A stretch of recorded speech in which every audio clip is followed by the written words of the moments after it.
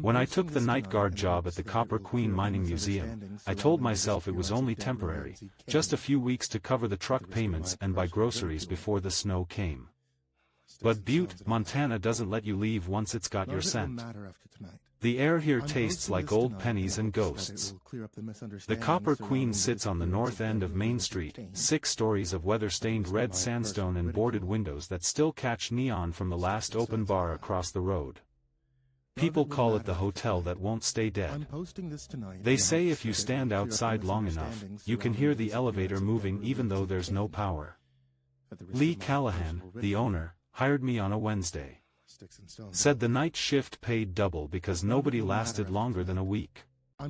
He gave me keys, a thermos, and a sheet of paper folded so many times it felt brittle in my hand. 9 rules, typed on parchment that smelled like mildew and rust. The ink had faded to the color of dried blood. Rule 1, lock every exhibit door before midnight. Rule 2, never enter room 313 after 1 a.m. Rule 3, if you hear a typewriter, leave that floor immediately. Rule 4, return all chains found on the 3rd floor hallway to the mine well before dawn. 5 through 9 were just as strange. Keep the elevator gate open. Don't answer the phone after the 2nd ring. Don't clean the ballroom mirror. Never whistle underground. Always clock out before sunrise. I laughed when I read them. Lee didn't. He just said, people like stories. And stories keep the lights on. Then he left me alone in that hollow building with a ring of keys and a flashlight. By 11, the tour crowd was gone. A handful of college kids from Missoula had screamed on cue when Lee flicked the lights, taken selfies in front of the elevator cage, and dropped a crumpled $10 bill into a jar labeled for the dead. After that, the silence moved in. I started my rounds. The mannequins in the mining exhibits looked frozen mid-swing, pickaxes raised forever. Dust floated like ash in my flashlight beam. Somewhere deep in the walls I could hear water dripping through the old ventilation shafts. Room 313 sat at the end of the 3rd floor hallway, behind a velvet rope and a burned brass number plate. The door always looked warm, like something behind it was breathing heat. I walked past twice, pretending not to notice the faint clack-clack-clack that echoed behind me, the sound of metal fingers tapping keys. Around 1:45 a.m. I went down to the basement to check the locks. The air got colder with every step. When I reached the bottom, my breath fogged the beam of the flashlight. That's when I heard it, a whisper that came from nowhere and everywhere at once. You're late. At first I thought it was the pipes. Then I saw the chain lying on the stairs, a thick, rusted length of iron with polished ends, like someone had held it recently.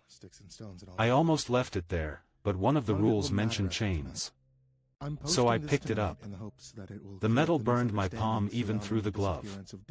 When I climbed back up, the typewriter was louder. The sound came from the 3rd floor. By the time I reached 313, the rope was gone and the door stood half open. The light inside was dim and yellow. On the desk near the window sat a Royal Standard 1925 typewriter. The keys moved on their own, striking rhythmically against the ribbon. I stood in the doorway, frozen, and watched words appear one line at a time. Where is Declan Murphy? He promised me a byline. The carriage slid back with a metallic shriek. I took a step closer. The typewriter stopped. My reflection in the window looked pale and wrong. When I lifted the page, the carriage snapped forward again and printed one more line across the bottom. He's watching you, Jack. The lamp flickered out.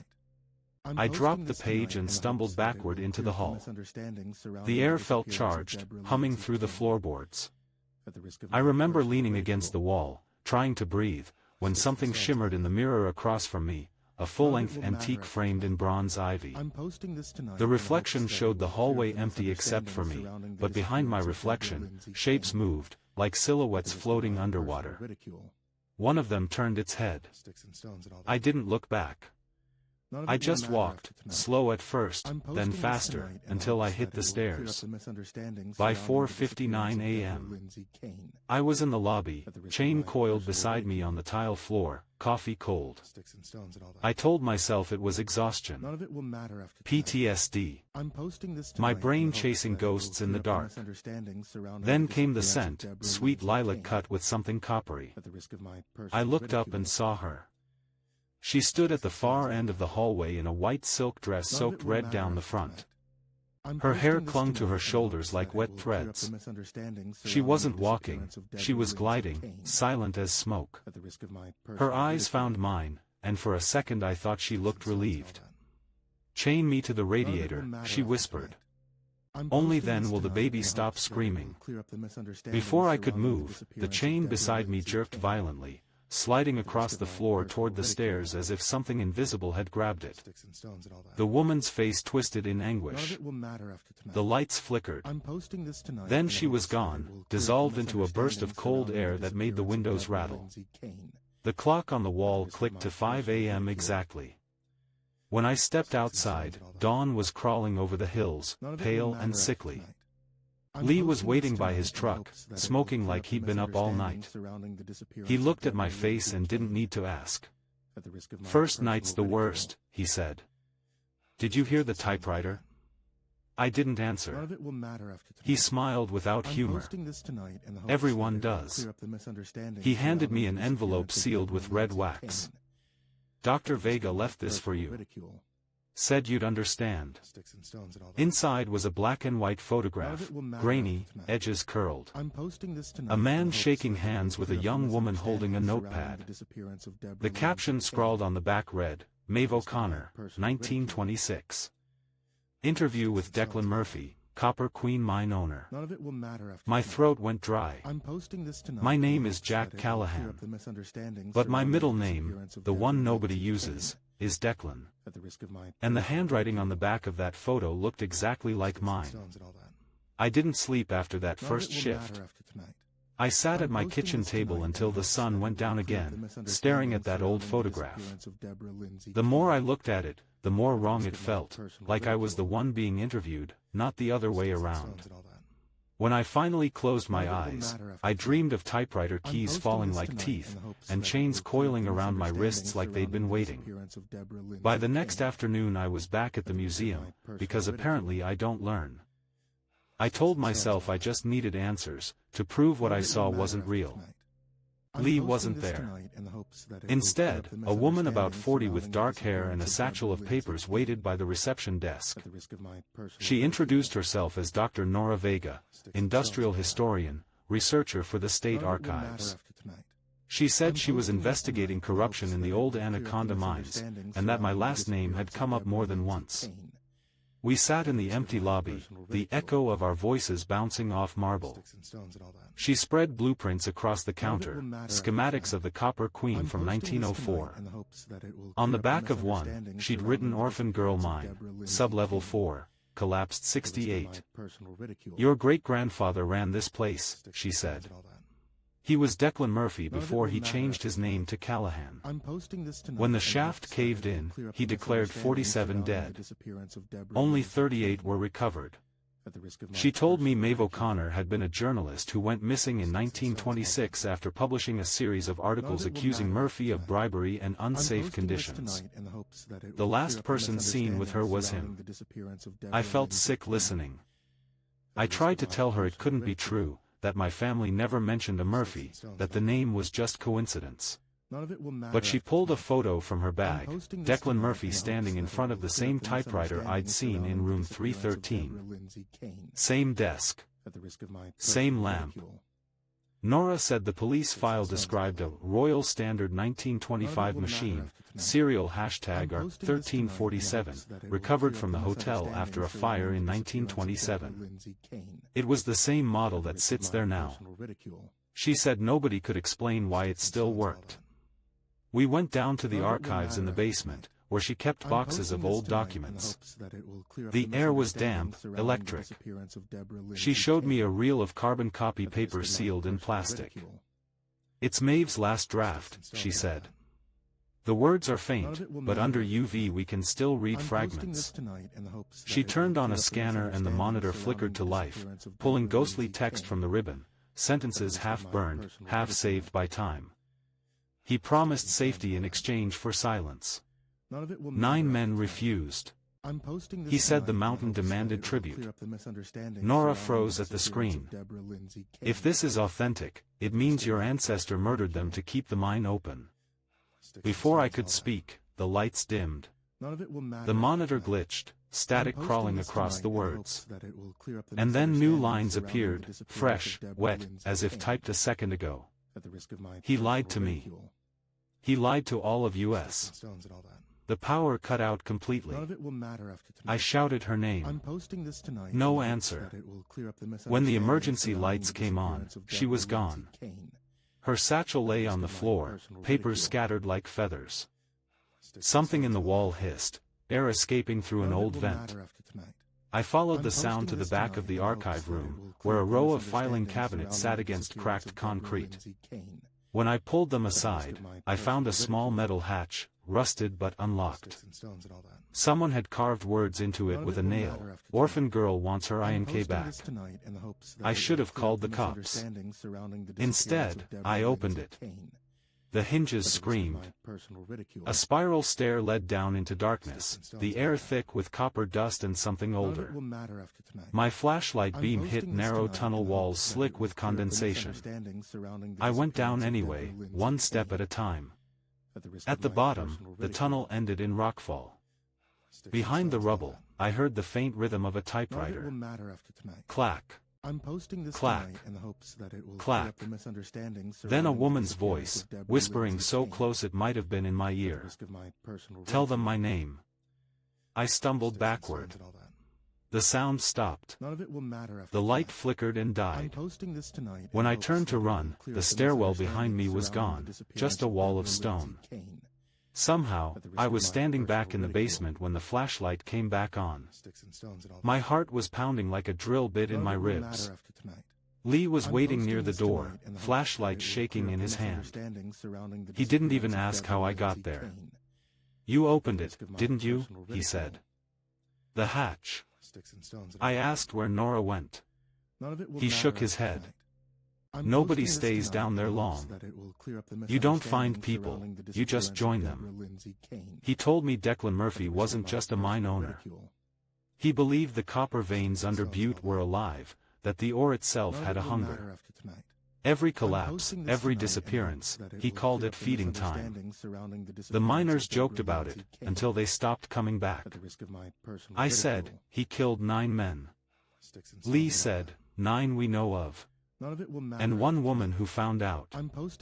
He looked at me like he wanted to say more, then just whispered, you've got his blood, Jack. That means she'll find you next. That night I went home and unplugged the landline. Around midnight it started ringing anyway. The display was blank. It rang twice. Then a third time. Rule 6 burned in my mind, don't answer after the second ring. I answered. A woman's voice, soft, almost polite, room 313. You forgot to lock it. The line hissed and went dead. I drove straight there. The front doors of the museum were already open. The wind was moving through the lobby like breath through lungs. Upstairs, the hallway lights went out one by one until only the bulb above 313 flickered red. Inside, the typewriter waited. A new page was loaded. The keys moved by themselves. Do you know what he did to me? To us? I whispered her name, Maeve. The typing stopped. One key pressed down slowly on its own. Help me write it. Then every key slammed at once, faster and faster, until the page ripped free and floated into the air. The lamp blew out. The room went silent except for my breathing. The next morning I found Nora at a diner across from the museum. She looked pale, disoriented. Said she woke up in her car with no memory of leaving. Then she handed me an envelope she'd found on her seat. Inside was a photograph, grainy, overexposed. It showed room 313, the same desk, the same lamp. But the person sitting at the typewriter wasn't Maeve. It was me. My face was blurred, half-transparent, as if the camera had caught me mid-movement. On the desk beside me was a newspaper dated March 13, 1926. Headline: The Copper Queen Massacre Cover-Up. The byline said by Jack Callahan. Nora didn't say a word. She didn't have to. We went back to the basement later that day. She opened a crate of employee ledgers, old, yellowed ID cards of miners marked deceased, body unrecovered. 9 in total. Each one had a round puncture through the center, like the imprint of a typewriter key. As we laid them on the table, the air changed. My flashlight flickered. Somewhere above us, on the 3rd floor, the typewriter started again. 9 strokes, deliberate, measured. Then silence. Nora whispered, "She's counting them." That night I tried to stay away from the museum. I really did. But at 3 a.m., a noise woke me. A clanging, metallic sound like someone dragging a chain across concrete. When I stepped outside, I saw the lights on in the upper windows of the Copper Queen. I drove there before I could talk myself out of it. Inside, the elevator gate hung open, its bulb burning a deep orange glow. I stepped in. The button marked B pulsed faintly under dust. I pressed it. The elevator groaned, then began descending, far deeper than the basement should go. The air grew colder, the sound of grinding gears fading into silence. When the doors opened, I was back in that tunnel again. This time it wasn't caved in. Candles burned along the walls, blue and steady. At the end stood Maeve O'Connor. Or what was left of her. She was light and ash bound together, her wrists wrapped in the same chain I'd carried. Her voice slid into my head like a thought that wasn't mine. "Tell my story, Jack. Or join mine." Behind her, 9 shadows lay flat against the rock, unmoving but aware. She raised one hand, pointing at them. He fed them to the mountain. It's hungry again. The candles blew out. The elevator doors slammed. I felt the pull of gravity wrench me upward through blackness until I stumbled out into the lobby gasping for air. The clock said 5 a.m. again. Same minute. Same second. Like the night had reset itself. I looked down. The chain was wrapped tight around my wrist, welded shut by rust. No matter how I pulled, it wouldn't come off. When I got into the truck, the photograph from Nora's envelope slid off the dashboard and landed in my lap. Under the pale dawn light, new words had appeared, faint, typed in ghost ink across the bottom margin. Part 2 begins at dusk. I told myself I wasn't going back. I even drove 2 towns over, filled the tank, and checked into a cheap motel. But when dusk hit, the radio in the room turned on by itself. The dial spun without touching, stopping on an old jazz station that shouldn't exist anymore. Over the trumpet and static, I heard a woman's voice whisper my name. "Jack, you promised." The clock read 6 p.m. The exact minute the sun hit the Copper Queen's windows every evening. When I opened my eyes again, I was already driving. I don't remember starting the truck. The road unrolled through the fog like it had been waiting for me. The museum stood ahead, lights flickering behind boarded glass, the sky a bruised red. I parked out front and left the engine running, but the headlights dimmed anyway. The world outside the building didn't feel real anymore, just a backdrop. Inside, the lobby smelled of ozone and candle smoke. The chain around my wrist had loosened overnight, a single link hung open, twisted like something had bitten through it. A trail of wet footprints led from the elevator to the main staircase. Bare feet. Small. I followed. Every step echoed. Somewhere upstairs, a phonograph was playing faintly, the same song from the radio. Trumpet, static, then Maeve's voice, not singing, just breathing along with it, like she was standing right behind the horn. The third floor was alive again. The displays glowed under emergency lights that hadn't worked in years. Shadows moved between the mannequins like people made of smoke. I could hear whispers, names, numbers, prayers. Then, the typewriter. It started before I reached room 313. Clack, clack, clack. Slow. Careful. Every key deliberate, like someone was spelling a curse. I stepped through the doorway. The desk lamp burned with steady white light now. On the wall above the typewriter hung the photograph I'd found in the envelope, only larger, blown up like a poster, nailed straight into the plaster. In it, I was still sitting at the desk. But this version showed my face clearly, and I was smiling. The typewriter stopped.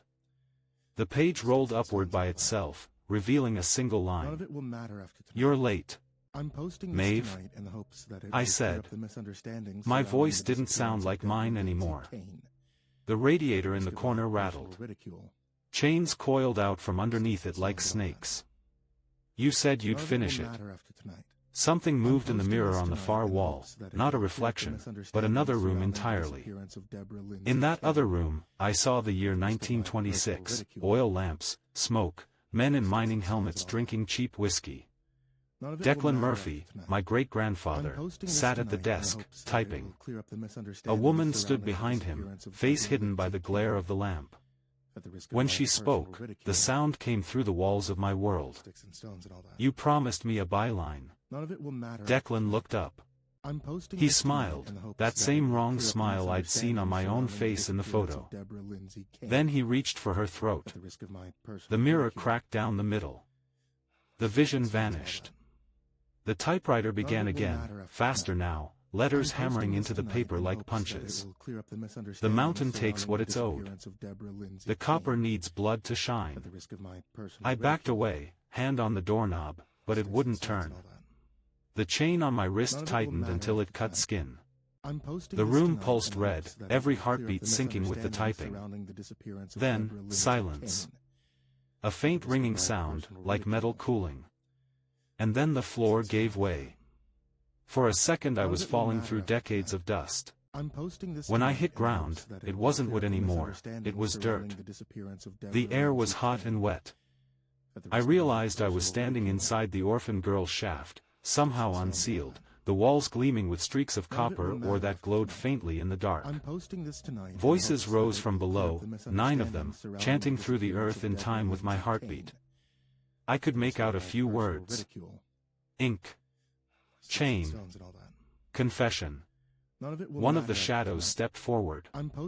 It looked like a miner, helmet dented, eyes hollow. He opened his mouth and coughed up a handful of black dust. "She's trying to finish it," he said. "You have to help her." "Finish what?" I asked. "The story." I turned in circles, flashlight shaking. The tunnel walls were covered in newspaper pages plastered to the rock, headlines repeating over and over, "Mine disaster, 47 dead, owner blame denied." Every photo had the same man in it, Declan Murphy, his eyes scratched out in each one. The whispers got louder until they became screams. My flashlight burst. I dropped to my knees, hands over my ears. Then everything went quiet. When I looked up, Maeve was standing a few feet away. Her dress was clean now, white as paper. The blood was gone. She smiled, gentle, almost human. "You see it now," she said. He didn't just feed them to the mine. He fed the story to silence. He erased me. I wanted to ask what she wanted from me, but I already knew. "You want me to tell it?" She nodded. "You're the last one who carries his name. You make it right." Her hand touched my chest. My heart seized like someone had grabbed it through bone. She leaned close and whispered something against my ear, a name I couldn't remember 5 seconds later, and then she was gone. I woke up on the museum floor. The ceiling above me was intact again. The clock said 2 a.m. The typewriter sat quiet on the desk, but a fresh sheet waited in it. Words were already typed across the top margin. The Copper Queen Confession, by Jack Callahan. I ripped it out and threw it away, but another sheet rolled up instantly, clean and expectant. By the time the sun rose, I'd written 3 pages without realizing it. The words didn't even feel like mine, they poured out, fast, automatic. I described every death, every cover-up, every deal Declan made to keep the mine running. I didn't even know those details, but my hands did. When I finished, the typewriter dinged once, like approval. Then the paper burst into flames. I tore it out and stamped on it, but the ash swirled upward and shaped itself into words in midair. Printed. I left the building at dawn shaking, half blind from the light. The chain around my wrist was gone, but the skin where it had been was burned in a perfect ring. Nora called me that afternoon. She sounded terrified. She said she'd been reviewing old digital archives when one of the articles changed by itself. "Jack," she said, "there's a story online that wasn't there yesterday. It's signed with your name. It's about your great-grandfather. It's titled The Copper Queen Confession. It's on the front page." I told her I didn't send anything. She said the file metadata listed a creation date of March 13, 1926. While we were talking, the lines started echoing. My own voice repeated everything I said 2 seconds later. Then another voice joined, female, quiet, beneath mine. "Thank you for the byline." The call cut. I threw my phone against the wall. When I picked it up, the screen was cracked, but the wallpaper had changed. It showed the Copper Queen at night, windows glowing from within like a furnace. In one window, the 3rd floor, a woman in a white dress stood looking out. She smiled.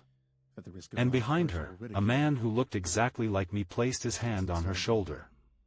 By morning, the article had gone viral. Every local news site in Montana had mirrored it, every forum, every ghost blog. The comment section read like an exorcism, people posting prayers, old photos, mining records that hadn't been public for decades. Some said they'd heard bells underground that night, as if something had been freed. Lee called me before noon. His voice shook.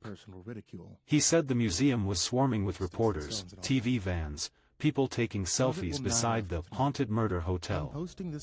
The mayor wanted a statement. I told him to shut the place down. He said he couldn't, the board saw $signs, not warnings.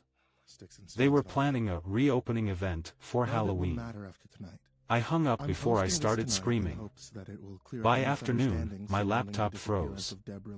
The cursor moved on its own, typing the same sentence over and over across a blank document. "You gave her ink. Give them bronze." I didn't understand it then. That evening, Nora came to my trailer, pale and exhausted. She said the ground under the museum had shifted. Seismographs at Montana Tech recorded a tremor centered exactly beneath the Copper Queen. 8 points of pressure, she said. Like 8 wells opening at once. I remembered the miners' voices in the shaft. Ink. Chain. Confession. There had been 9, but only one had spoken. Maybe the others were still waiting for their turn. We went back together at dusk. The building loomed against the red sky like it had been carved out of the mountain itself. The front doors were unlocked. Inside, every exhibit light was on, humming softly. The air shimmered with heat even though the power had been cut. The elevator gate hung open again, the bulb flickering like a pulse. I told Nora we shouldn't go down. She said, "You already did." When the doors closed, the smell of dust and copper filled my mouth. The car shook once, then started descending on its own. The deeper we went, the louder the whispers became, 1,000 breaths overlapping, chanting my name, Maeve's name, Declan's name. The doors slid open onto a chamber that shouldn't exist, rough stone walls, dripping water, and in the center a pit that glowed with faint orange light. Around it stood 8 shadows shaped like people, each holding something small and familiar, a miner's helmet, a broken watch, a child's shoe. Nora stepped forward, whispering, "They're the ones from the records." The air vibrated. One of the figures turned its hollow face toward me. "You gave her ink," it said. "Now give us bronze." I didn't know what that meant until I noticed the statues, 8 bronze figures lined along the far wall, each half-finished, like sculpted mid-motion. Their eyes were empty sockets. The metal around them dripped molten and alive. Maeve appeared between them, light bleeding from her seams. Her voice was soft now, calm, almost tender. "They want to be remembered, Jack." The mind took their names. Declan turned their stories into silence. "You can change that." "How?" I asked. "Build their monuments. Let the town see them."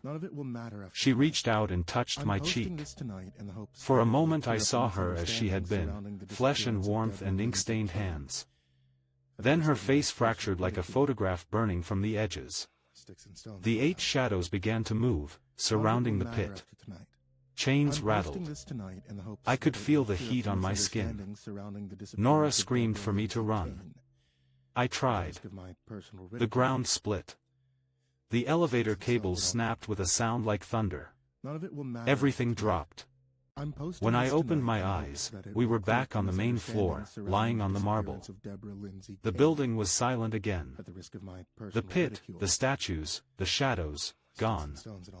Only the faint smell of metal and lilies remained. Nora sat up first. "We have to do it," she said. "If we don't, it'll keep opening." That night, Lee called. He said the board approved funding for a memorial exhibit, 8 bronze statues to honor the miners lost in 1968. He sounded proud, like he'd come up with it himself. I didn't tell him it wasn't his idea. Over the next week, work crews filled the museum courtyard with scaffolding. Welders shaped molten bronze into human forms based on the old ID photos Nora found. The townspeople called it redemption. I called it surrender. Every night I felt Maeve closer, not haunting me, more like guiding me, whispering through the pipes, through the static on my phone. When the last statue was nearly done, she spoke clearly for the first time since that night in the shaft. "Finish it at dawn," she said. "All of them must stand before the mountain wakes." On the morning of the unveiling, the sky was blood orange, same color as the ore seams. Hundreds of people crowded the courtyard. Reporters, priests, veterans, kids holding candles. The mayor gave a speech about legacy and forgiveness. Nobody noticed the ground humming beneath their feet. When the final statue, a little girl clutching a shoe, was lifted into place, the tremor stopped. The air stilled. The bronze figures glowed faintly in the sunrise. For a second, I thought I heard laughter, the light, high sound of a child playing somewhere underground. Then silence. Nora squeezed my hand. Lee was crying quietly beside us. It should have felt like closure. But as the crowd started to cheer, I looked down at my wrist. The scar where the chain had been was bleeding again, just a thin red line, pulsing with every heartbeat. The world dimmed around the edges. I heard Maeve's voice, close to my ear. "It's done. For them." Then softer. "But not for you." When I looked up, the statue's eyes were no longer empty. Each one shimmered with faint white light, as if something had stepped inside. The wind shifted. The smell of copper rose from the earth like breath. The crowd didn't notice. Cameras flashed. Children waved flags. And somewhere deep below the Copper Queen, something large exhaled. The Copper Queen stayed quiet for almost 3 months after the unveiling. The statues stood in the courtyard like guardians, the bronze turning darker each week, streaked by rain and dust. The tourists came and went, snapping pictures, leaving flowers, whispering about redemption. The papers called it closure. But I knew better. The air around the place never settled. Every night at exactly 3 a.m., the security cameras glitched for 9 seconds. Lee said it was just interference from the old elevator lines. I told him to shut the place down anyway. He laughed. Then, one morning in October, he didn't answer the phone. When I got to the museum, his truck was still out front. The doors were locked from the inside. The lobby lights flickered even though the breakers were off. And in the middle of the marble floor lay his flashlight, still on, pointing straight at the clock. 5 a.m. The same time every haunting stopped. I called out his name. My voice didn't echo. It just died in the air like sound wasn't allowed to exist there anymore. I walked toward the back office, and that's when I saw the first crack.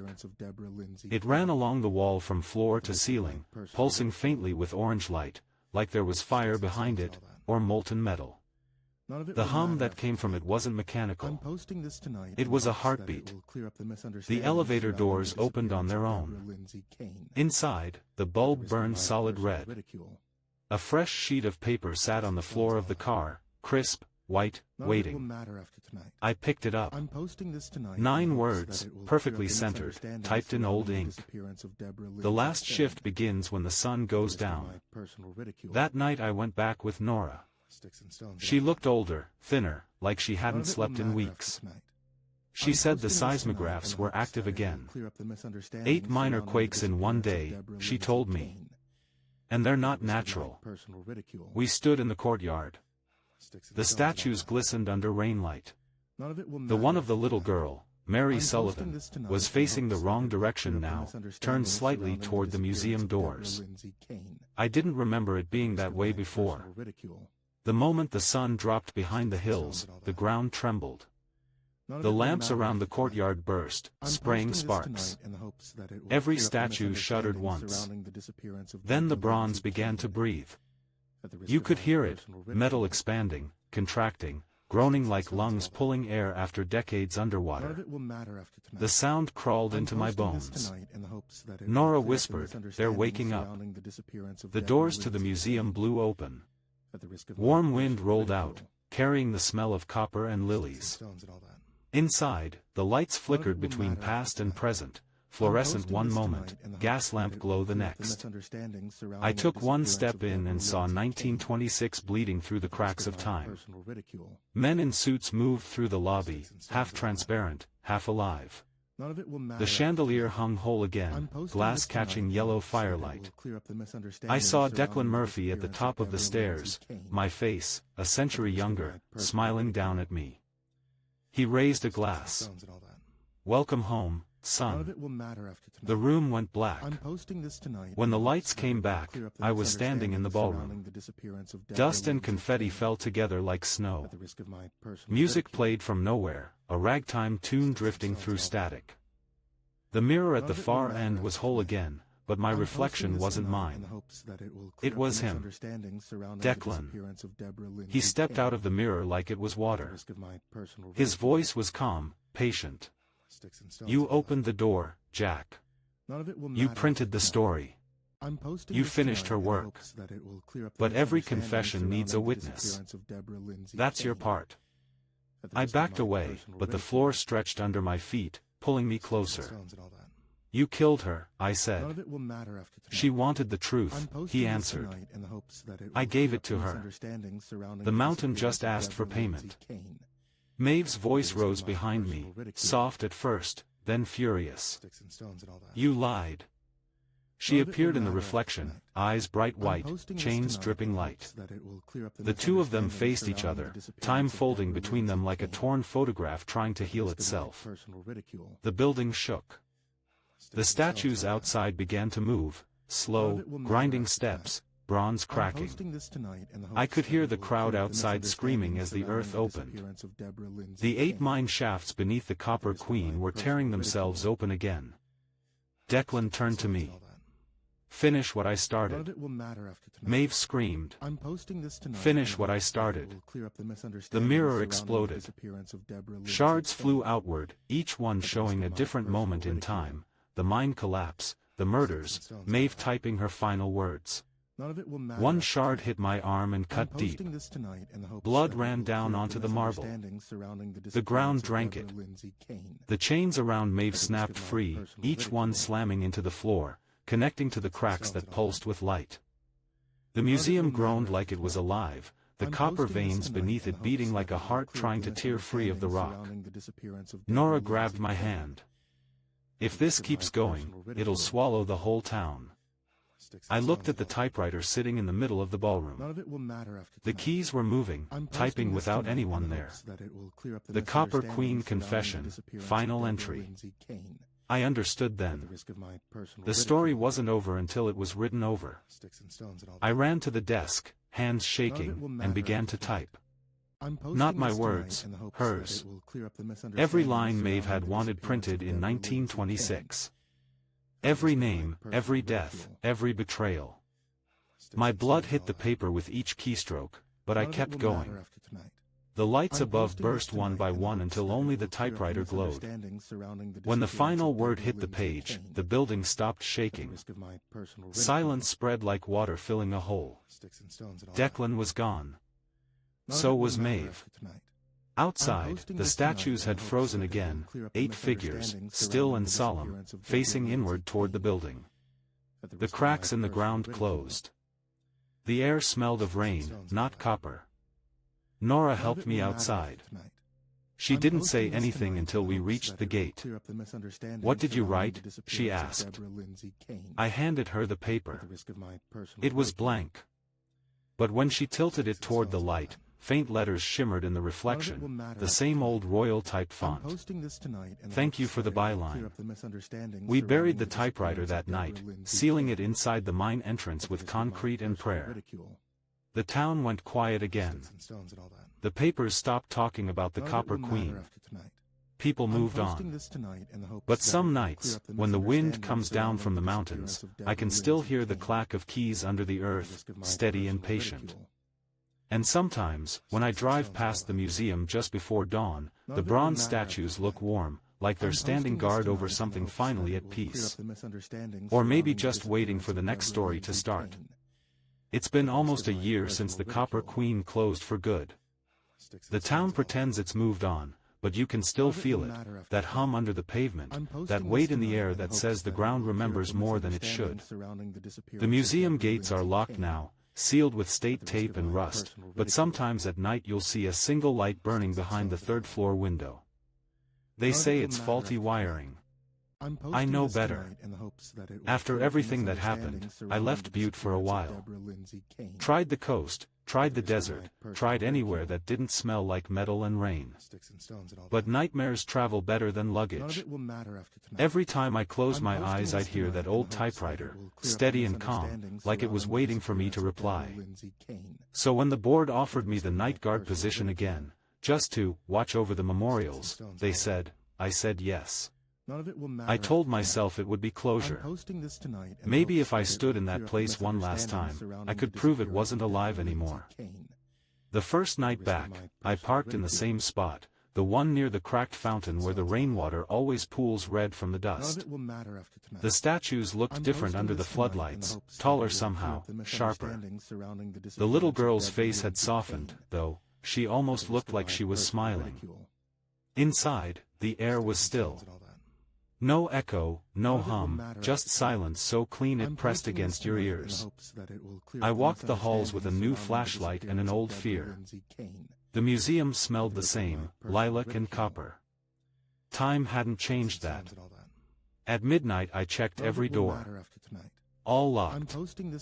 The elevator was still chained shut. When I reached room 313, the rope barrier was gone again. The door stood open a few inches. I don't know why I went inside. Habit, maybe. Memory. The room looked exactly as it had the last time, the desk, the radiator, the single lamp. But the typewriter was gone.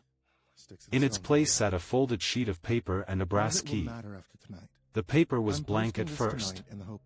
Then, under the lamplight, faint words appeared like something bleeding through from another world. "Welcome back, Jack." I turned to leave, but something stopped me, a reflection in the window. Maeve stood behind me, half transparent, the chain around her waist now loose, broken. She looked peaceful. "It's over," I said. She smiled. "For me. Not for the story." When I blinked, she was gone. The room felt warmer, lighter, like she'd taken the cold with her. I left the note where it was and walked downstairs. At 3 a.m., I stood in the courtyard, staring at the statues. Dew had settled on them, glinting like tears. For the first time, there was no whisper, no movement, no tremor from the ground. The Copper Queen was quiet. That's when I heard footsteps behind me.